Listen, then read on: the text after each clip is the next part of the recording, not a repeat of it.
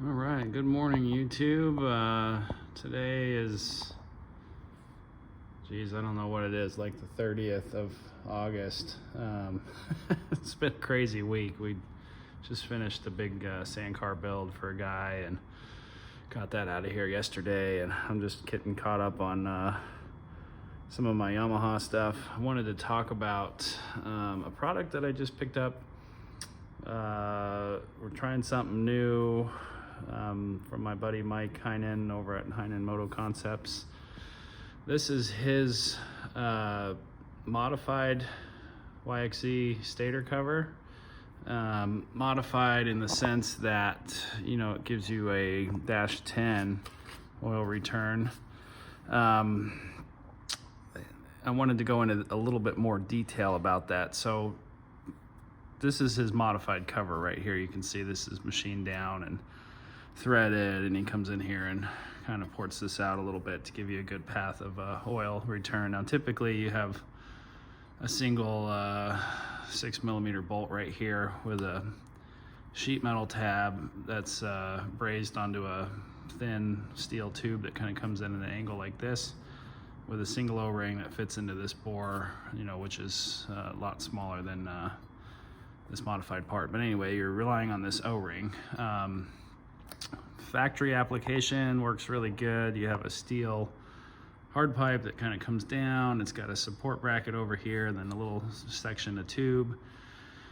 This is all rigid. So where you get into trouble with this fitting, and this is my opinion only, but where I see these things leak is, you know, maybe you've changed this over to a rubber hose because you've moved your oil tank, or you've converted it to an AN fitting. So you have a soft hose from here to your tank, you know, which this hose doesn't have support anymore. It can wiggle around now. With this single mounting bolt here and a single O-ring and this bore, you know, this fitting kind of has a tendency to want to do this in here with that moment that's created by that line. Which, you know, it doesn't come out. It's not like it's unreliable and it's gonna pop out and you're gonna dump all your oil out of your engine and blow it up. But what'll happen is, you know, that O-ring will dislodge in there, and you'll get a little bit of oil dripping right here, which I see on a lot of these cars. So on our shop car, the way we got around that is we, you know, doubled up on the O-rings. So instead of being a single point in contact, you got a double point in contact, you know, which gives it a little more side to side stability, you know, based on the shape of this hose. And then obviously having this line in a orientation coming down that is, you know, not in tension or doesn't have any loading on it is pretty key to making that work. The way that I have done them in the past, so you have this 90-degree, and I don't have one, I wish I had one for this video, but your OEM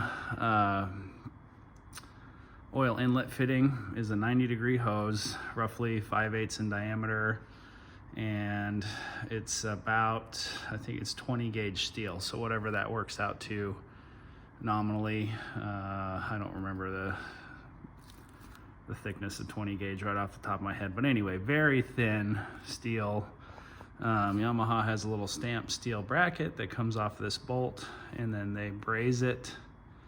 Brazing is similar to soldering to the side of that tube, and the reason they braze is, you know, it's not just Yamaha, it's like any OEM application.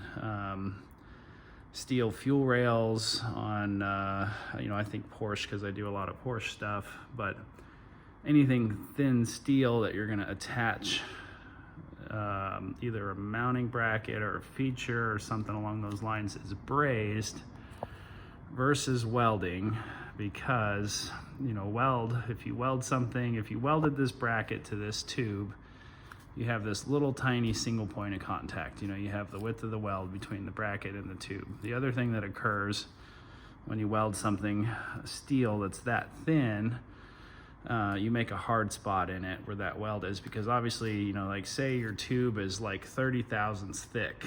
You're not gonna put a weld on it that's only 30 thousandths wide. You know, that weld's gonna be maybe 100 thousandths wide if you do a really tiny little intricate TIG weld on it. But so you have this mass of steel, 100 thousandths thick, attached to this 30 thousandths thick tubing. And with vibration and stuff going on over the course of time, what will happen is that weld will actually break the steel. Like it'll rip a chunk of the steel out. The bracket will fall off. So that's why all the OEMs, if you look at your oil tank outlet, or you look at this engine inlet, or you look at the oil return on the side of the engine, you know, they're all made the same way. It's this thin steel tube part that's brazed. Braze is, again, it's like soldering. You know, it's a brass or a silver compound, depending on what you're using, that you know, you have to get it hot. So this is red hot. This is above a MAP gas. You know, this is more like an oxyacetylene braze. But that's the only way that you can make a fitting like this. Now, the reason I go into that much detail, when you modify this factory fitting because you want it to be a -10 hose, you know, what you end up buying is a steel -10 male, you know, and if you get these tube ones, these are from like a hydraulics store, you know, it already comes with a bore in the back that's 5/8. So basically you take your steel part here, you cut the little barb off the end, clean off all the factory plating, zinc plating, and then you slip this over the outside.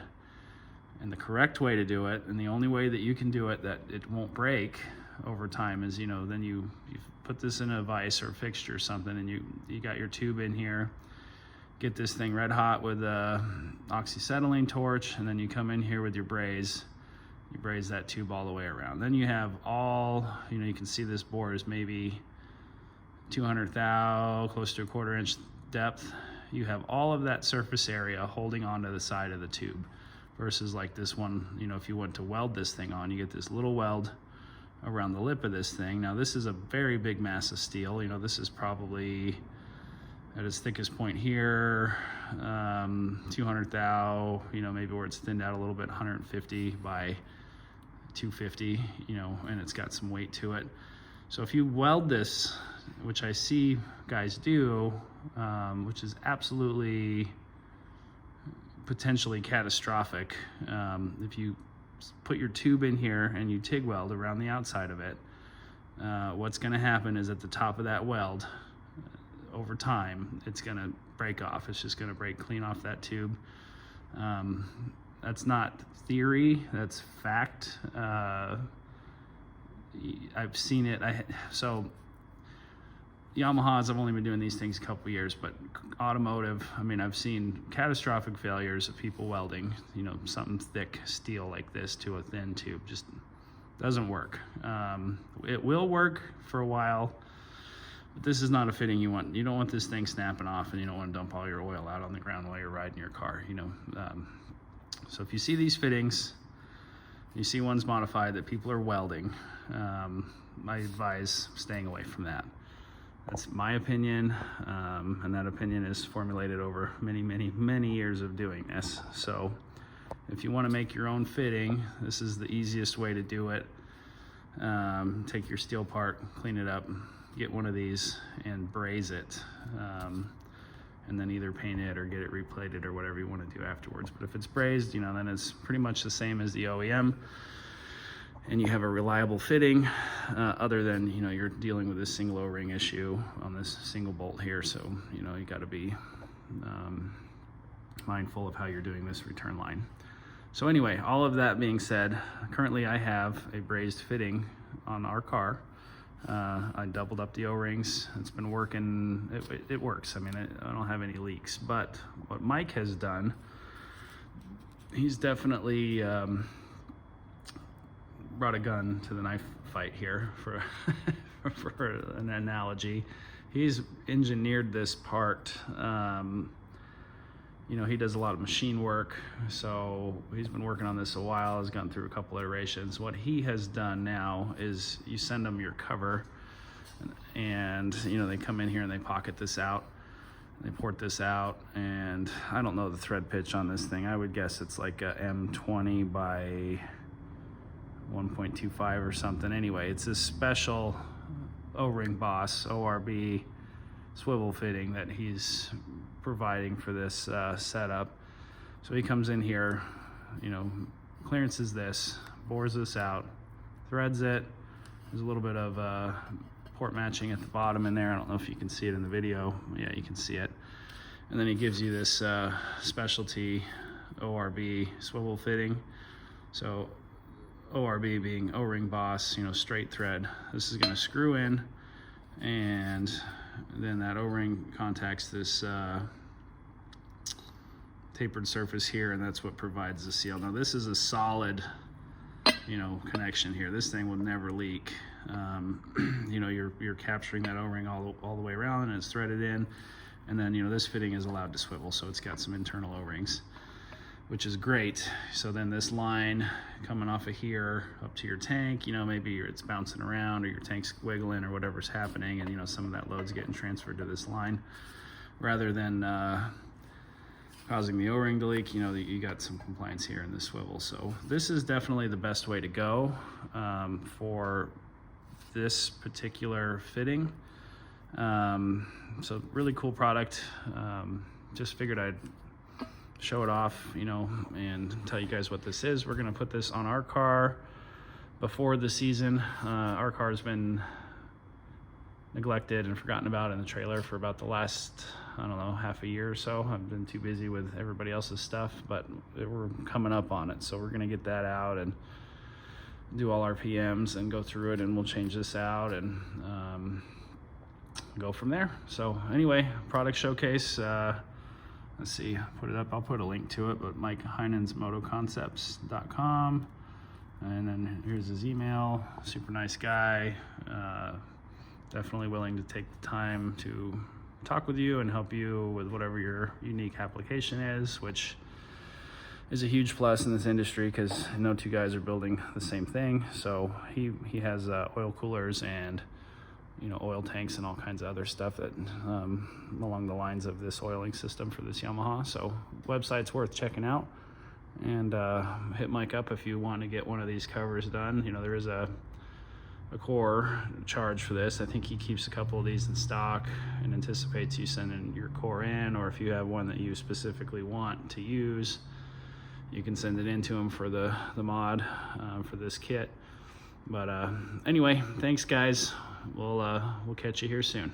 Bye.